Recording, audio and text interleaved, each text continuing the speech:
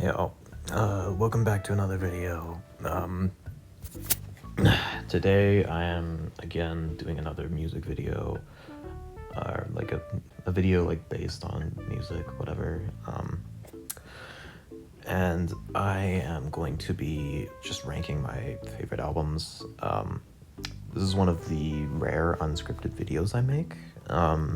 I just wanted to make this video to, like, one, see if you guys were interested in this type of content, and two, because I figured this was really interesting and I might have fun with it. My albums are clearly on the bottom below there, and they're sorted alphabetically. Well, actually, like, Awaken My Love isn't, like, because it has like this character, like a quotation mark, and apparently that like comes before A in like Spotify's alphabetical ranking of stuff. But anyway, I'm just going to rank these now, from like A to Z, and we're going to be putting them in like each tier. So without any more delay, I'm thinking either A or B for Awaken My Love. It's like a really good album, conveys like a lot of emotion, and it sounds amazing, especially on Me and Your Mama and Redbone. A few of the other tracks are, I mean, like, those two really stick out from the other ones. The only one that I can think of is bad, which is California. I have no idea who decided to put that on the album, but I'm thinking A tier. Yeah, it's a really good listen, very like experimental, and really impressive and everything. Yeah. Anyway, next is After Hours, the my favorite Weekend album, and it's like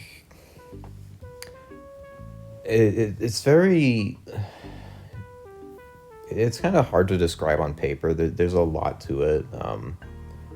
I kind of like how it like contrasts like every element of the Weekend so far, like his pop style and like R&B, even like kind of rap on Heartless-ish.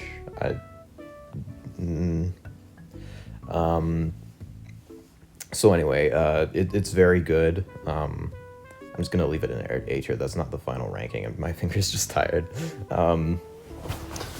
So I think like the main highlights off After Hours is the self-titled end track, or no, it's not the last one, but just After Hours, the track, and oh, there's another one, I can't think of it. Anyway, yeah.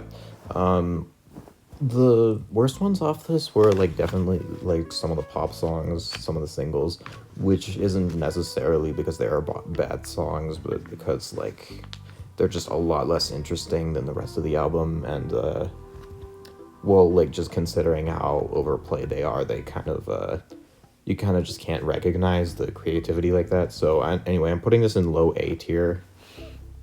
It's a very good album. Next is Blonde. If like this were up to critical ranking, I'd probably put this like in S tier, probably one of the highest, but out of my personal enjoyment, it's probably a B tier. It's just like very abstract and just kind of like hard to listen to sometimes. Another thing, there's like a ton of like 1 minute tracks and like a few like non-songs on it, and it's not like that's entirely a bad thing. It's just like hard to listen to the album as a whole if you have to like skip through the all the skits and stuff. Plus, Nikes was not a very good song in my opinion, but other than that, like Nights is amazing, bro. In the editing, I'm going to put up like this really cool edit. um, yeah, you just have to see this.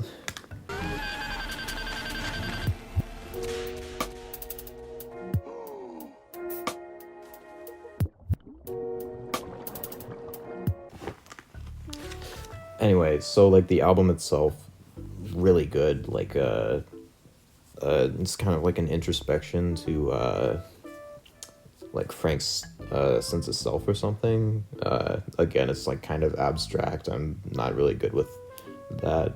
I really like how it sounds. It's like kind of sad yet relaxing in a way, on most of the tracks, with like Nights Part 1 being the exception. But anyway, I'll move on to the next album. Call Me If You Get Lost, easy S tier. I love this album. Yeah, basically what sells it for Call Me If You Get Lost is like the experimental like ways the like the beats are put together. Like in Corso, it kind of like sets up the vibe, and like he kind of just keeps that up throughout the album, especially in tracks like Hot Wind Blows and like a ton of other ones too. It kind of just feels like a vacation, and also like just a very fun rap album in general. Like on tracks like Lumberjack, it doesn't really have that kind of vacation vibe, but it's still like very very good rap. Like I've had like most of these tracks like stuck in my head for like days. So yeah, I think it's like very cool in that way. It's like experimental and stuff. Yeah. Anyway, next album, Damn. I'm not a huge fan of this album. I'm more so just a fan of Kendrick in general. But I will be like just putting it in low B tier, I think. I don't think it's a bad album at all. Like again, these are my favorites. I mean, like any like if I put like an album in D tier, Void Dyer would not go in. How the hell do you say that? Void Dyer would not go in D tier, but like I'm just, for example, like if I did, it's not because it's a bad album. It's because it's like the least personal to me, or like I liked it the least, but still really good, you know. So anyway, I put Damn in B because like I don't know, I couldn't really like feel the vibe for it. It felt like kind of bland sonically, you know. Not very like experimental or anything. It was just like kind of dark. I just suppose like everything was like kind of good but not amazing for me. I mean, like naturally Kendrick's lyricism very good on this album, as in with every album too of his. It was especially enjoyable on Pride, and there was another one. My memory is kind of foggy, but oh right, yeah, DNA. Yeah, the thing about it is like very good, but it doesn't like it doesn't stick out to me, just in my personal opinion. Anyway, Demon Days. Wow, I was not expecting this to make the list. It is definitely like a part of a genre I don't listen to very often. I'm kind of mixed on Demon Days because there are a few tracks I like don't really like, especially in like the outro kind of, which isn't like necessarily because they're bad, but again, like it's not my genre, so it's not like necessarily the experience I'm going to enjoy on every track. I think through the beginning and the middle, it's its strongest, like Kids with Guns, Feel Good Inc., etc. So I think I'm just gonna put it in C tier. Like it's not bad. If anything, like critically, it would probably be in like B or A. But I don't know. Like it's not my thing in general, so I'll put it in C. I do really like the art style in the cover and music videos. It's very fun.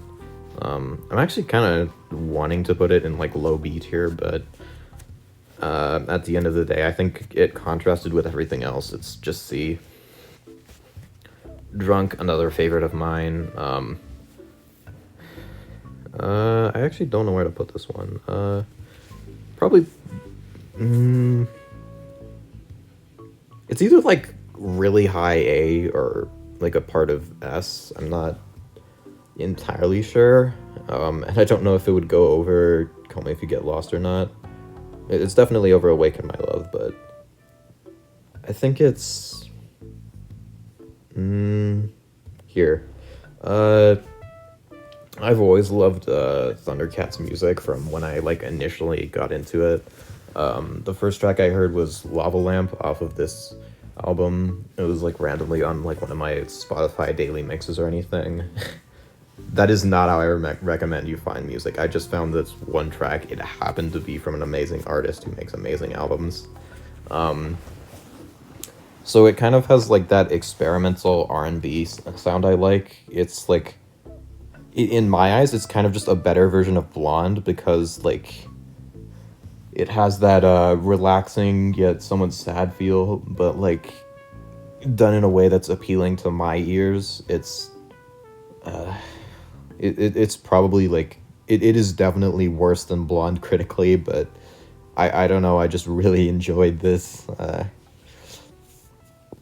Some of my favorites were definitely like Lava Lamp and Them Changes. They have like those they have like a very like funky feel to every track. It's very fun. You know what I'm talking about if you like got into it.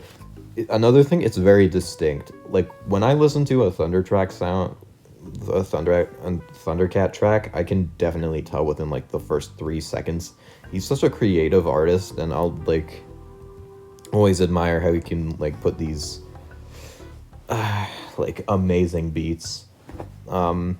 His vocals aren't anything too like anything too revolutionary. Lyricism, yeah, not either, but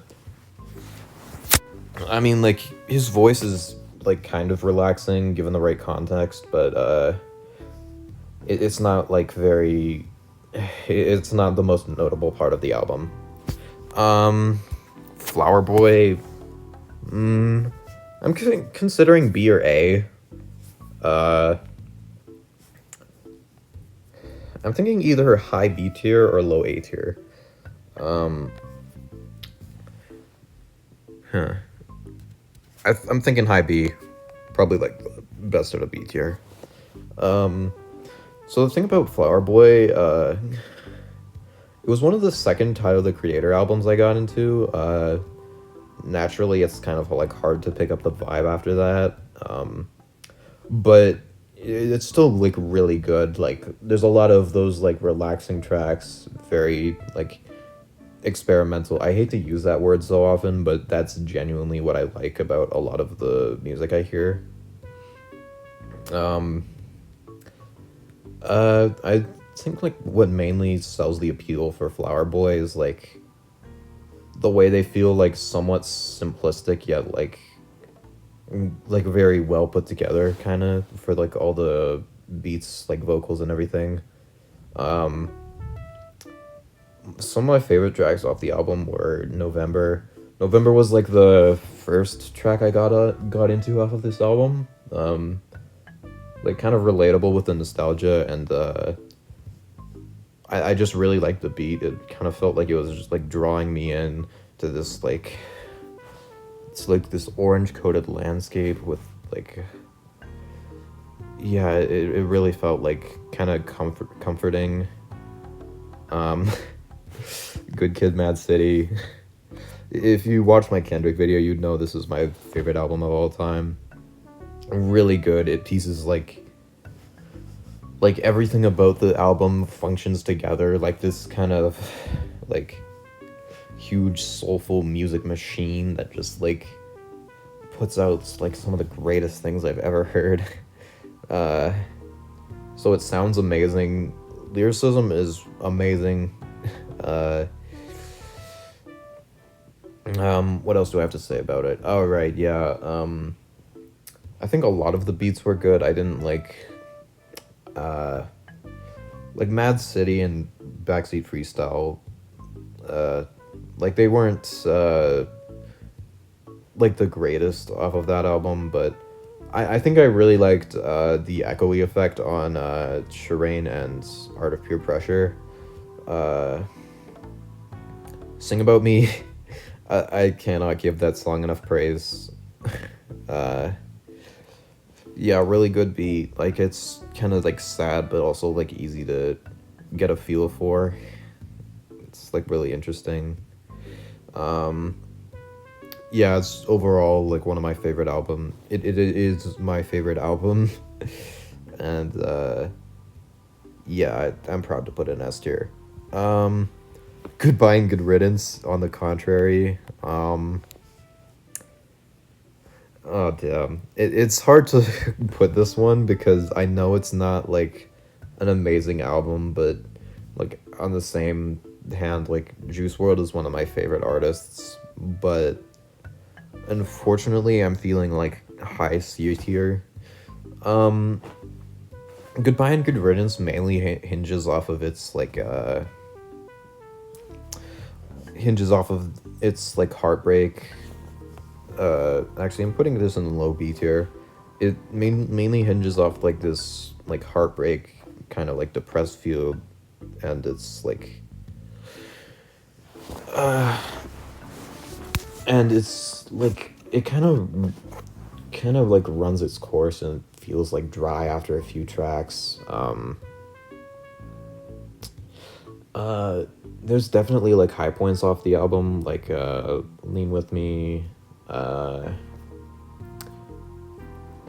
Lucid Dreams, obviously. I mean, it's like definitely not one of my favorites off there, but like very popular for a reason. It's good.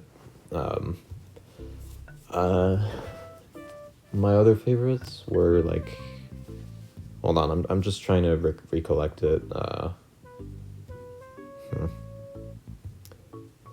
Yeah, there was just like a lot of good off this album, but like the thing is, it kind of like the like its themes are kind of like boring, like heartbreak and stuff. It's kind of like uninteresting after a bit. I'm actually gonna put this back in C tier.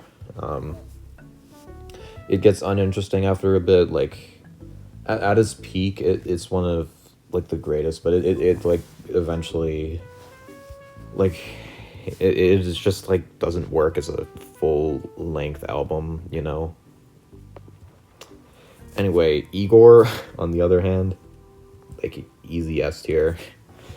Um, Igor is my favorite Tyler the Creator album. I know that sounds like a generic opinion, but like it really is one of his best. Igor is like one of the best expressions of unrequited love. I think that's how you say it. Uh, and like it's just overall like it's vintage style and like experimental production and everything makes it a very enjoyable listen. This tracks are also like very iconic and memorable. Like I think and New Magic Wands, Gone Gone Thank You. That's typically what comes to mind.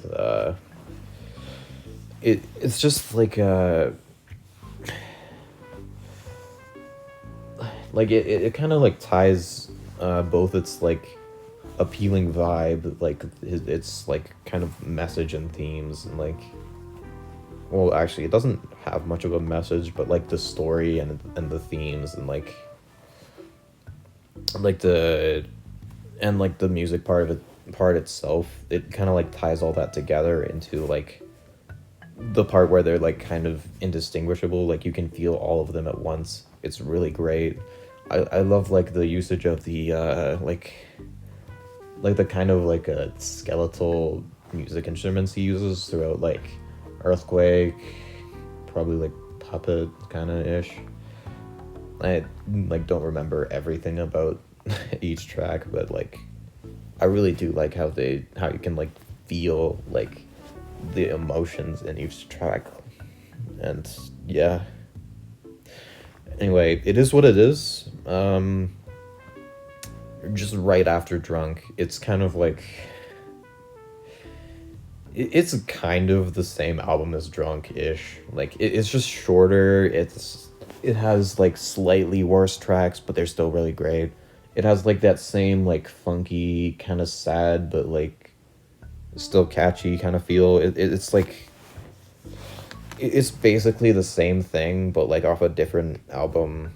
Kind of has like different messages and themes, but at the end of the day, it's still just like a Thundercat album. It's yeah, really similar. Mad Villainy. I'm I definitely know it goes in S tier. I'm just not sure where, because like I don't find myself listening to this very often. Like I rarely get like one of these songs stuck in my head, but like when you do, the brilliant lyricism just like hits you. I think I'm gonna put it just below here, but like Call Me If You Get Lost and Mad Villainy are basically like competing for this spot right here. Like they're basically on the same level of astonishing. Oh, they're like astonishing vibe and everything. Mad Villainy is definitely like one of the better ones critically, but it overall, I don't like really find myself getting into it that much. I don't know if that's just because like I don't listen to a lot of MF Doom in general, but I'm just feeling like okay, I'll just describe what's positive about it now. I like a lot of its like vintage sounds, like definitely like the 80s comic like superhero villain kind of thing. That really it's really fun to listen to. It's kind of strange and experimental, like that's why it's like that's kind of why I like it, but also like why it's kind of hard to get into. But overall, it's a very great album. The lyricism is like top notch. And yeah, it's just overall very wonderful. Mr. Morale and the Big Steppers. I want to put this in A tier or like, yeah, either like A tier or high B. I think I'll put it just below Awaken My Love. Okay, so I just feel like it's too long, kind of. I feel like there's a few like tracks that feel unnecessary. I mean, I don't know how it would have been able to be made better, but it just feels like it could have. Overall, I do like it's kind of like depressing vibe, kind of, or no, not depressing, but like the interesting emotional ideas presented in it. Like again, it's Kendrick's one of Kendrick's most personal albums. It's like very interesting to listen over his stories and everything. And like sonically, it's very appealing too. I think I've said enough about it. It's not like I don't feel like very incredibly like interested in describing it, but it is like a very good album still, you know. All right, some rap songs, easily like the best out of A tier.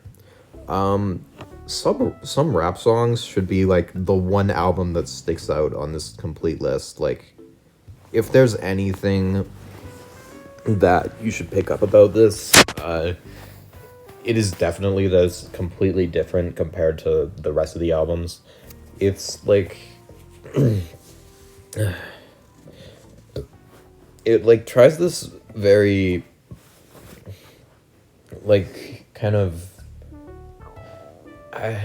it's like this very, it has like a kind of vintage feel to it, and like kind of like it was recorded in like kind of like an echoey kind of space. It feels like it was recorded on like an iPhone or something. That's like the best way I can describe it, but it works. And that's ridiculous, but it works. It like contrasts well with his kind of like depressed slogging voice, like we get it 'cause we mean it, free smoke needed. Yeah, you know. It kind of like it kind of like goes well with like this depressing feel over like this over these like vintage tracks. Of course, like it kind of picks up throughout like the middle part, and like Earl sounds like more is like a bit more enthusiastic, and it still works for it. My main problem with this album is that it kind of feels like too short. Like a lot of the tracks are 1 minute long, and like the ones that aren't like do not deserve to be that long. Like I think it was either like the Mint or the Benz that has that's a 2 minute track. Both of which are like not the memorable moments off this album. Shattered Dreams being 2 minutes long is actually I have no problem with that because it's a very good album or track. Yeah, I felt like it was mainly powerful in like the first few tracks. Some of the later ones are good, but like the three ending tracks, like Riot was good, but I'm not really feeling Plain Possum and Peanut. What a weird thing to say. Anyway, To Pimp a Butterfly, just below Good Kid, Mad City. Again, like amazing album, but like not like I prefer Good Kid, Mad City. It sounds a lot better to me. It's like a lot more fresh and everything. But this is not to discredit T-Bab. To Pimp a Butterfly has like some of the best tracks I've heard. What comes to mind to me is like Wesley's Theory, How Much a Dollar Costs, stuff like that. I keep finding myself replaying Hood Politics. I don't know what it is about it. I just like it a lot. Ton of great lyricism off this. Very like interesting samples and references. Like, yeah, it goes in very deep. I love like a lot of the. I love like a lot of the experimental feels they go for, like the way it feels like kind of new yet old at the same time. Like in You, there's like a lot of this like they have like this sample in the background that feels very like kind of like an elevator waiting room or something. It's like kind of hard to describe, but at the same time, like it feels very echoey and dark, like there's something deeper. Anyway, last album, Voyeur Dire. I actually am going to put it in D tier. I said I wouldn't, but I yeah. The thing about Voyeur Dire, I like every track off of it. I think like it has good rap, and like I think the beats were the most memorable part. But the thing is about it for me, I feel like there isn't enough like iconic verses or anything. I think partially that is because like I have a hard time remembering the things he says, and like I don't really focus on that because I usually listen to music when I'm either like doing something else, and when I am over Earl Sweatshirt songs specifically, like his beats kind of drown out his voice. But again, like it is good rap. If I can like look into the lyrics, it is good. I kind of like the album cover. If y'all can't tell what that is, that's like a judge slamming a very large hammer. I originally couldn't tell that. I thought it was like one of those like elevators that like takes you to the top of a mountain, and yeah, I don't know why I saw that originally. Um, Now that I see it as what it's actually supposed to be, I actually kind of dislike it more. I don't know. I just like I liked my original idea. It's still like really good. Um, Seeing it as like the courtroom with like the gavel and everything. Um, but yeah, overall like very good album. Not as good as like the rest of this list, but it is like they use interesting samples and everything. Yeah, very good. Anyway, that has been my tier list. I'm definitely going to redo this with more albums, since there's only like 17 off of this. So yeah. All right. Uh, that's all for today. Have fun. See you tomorrow, or not tomorrow. Whatever.